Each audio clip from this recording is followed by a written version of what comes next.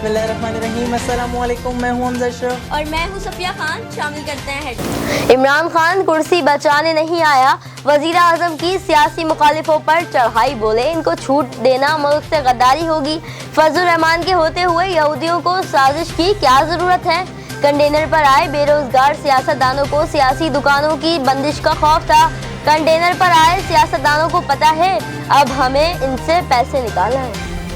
वजीर आजम ने वजीर सेहत, मेडिकल बोर्ड और अपने बयानात को जुटलाया। नवाज शरीफ की बीमारी का एक बार फिर मजाक उड़ाया। इमरान खान कहते हैं नवाज शरीफ को जहाज पर चढ़ते देखा तो डॉक्टर्स की रिपोर्ट सामने रख ली।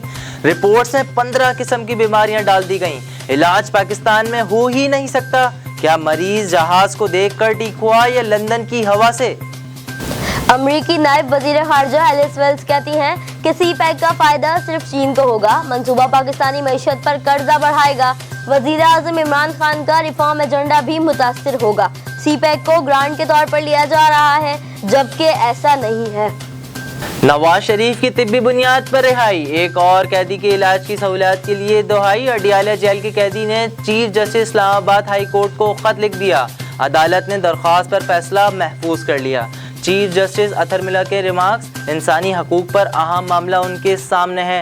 तफ्तीश तफसीली फैसला जारी किया जाएगा। जस्टिस गुलजार अहमद को चीफ जस्टिस सुप्रीम कोर्ट नामजद करने की समरी वजीर आजम हाउस को अरसाल। समरी वजारत कानून और इंसाफ की जानिब से भेजी गई। जस्टिस गुलजार अहमद जस्टिस आसिफ सईद खोसा की 20 दिसंबर को रिटायरमेंट के बाद चीफ जस्टिस का ओहदा संभालेंगे। मरियम औरंगजेब कहती हैं दाएं बाएं बैठे लोग इमरान खान का मुआयना कराएं। वजीर आजम को दुनिया सुन रही है लेकिन वो नवाज और शहबाज से बाहर ही नहीं निकलते। वो हसद में मुब्तला हैं। जिन मंसूबों पर वो तख्तियां लगा रहे हैं वो सब नून लीग के हैं। वजीर आजम के खिलाफ नफरत अंगेज तकरीर का मुकदमा दर्ज करना चाहिए। बिलवक्त नहीं, मजीद खबरों और अपडेट्स के लिए विजिट करें हमारी वेबसाइट csnlive.tv। इसके अलावा आप हमें फेसबुक और ट्विटर पर भी ज्वाइन कर सकते हैं। देखते रहिए CSN।